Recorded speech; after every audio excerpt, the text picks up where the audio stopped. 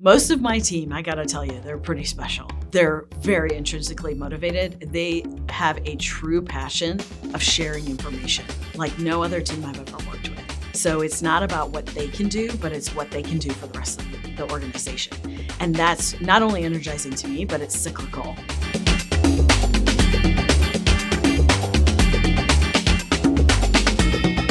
We've implemented celebration practices. No matter how big, how small, don't wait for the milestone to celebrate your team.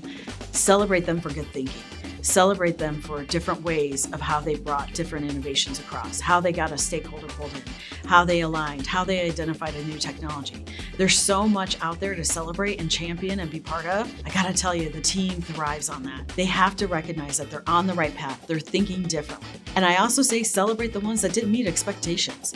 What did you learn from it? Tell us where it's going next. How would you do this differently? We all have those moments in our career where we're like, never do that again. The part that you have to understand is, did it turn out the way you wanted it to? Or did it give you more insights on how you should go forward? The first time we do anything is usually not the best time we're there.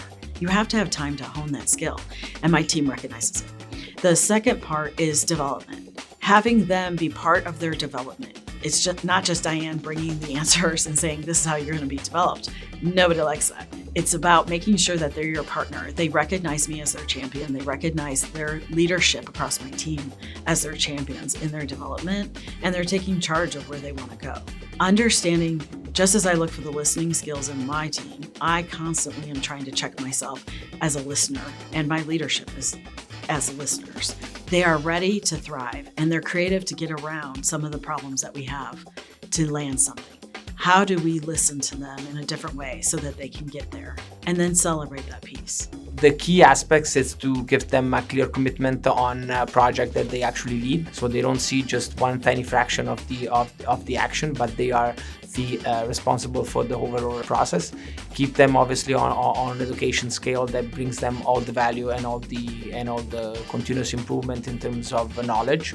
So running courses, masters, at the same time, even to have a clear autonomy in terms of budget and in terms of reaching out to startups will actually always lead them to be a better manager every day instead of just focusing on routines and something that has to be done. Big thing that we do internally is we celebrate the small successes. It's not necessarily the big ones.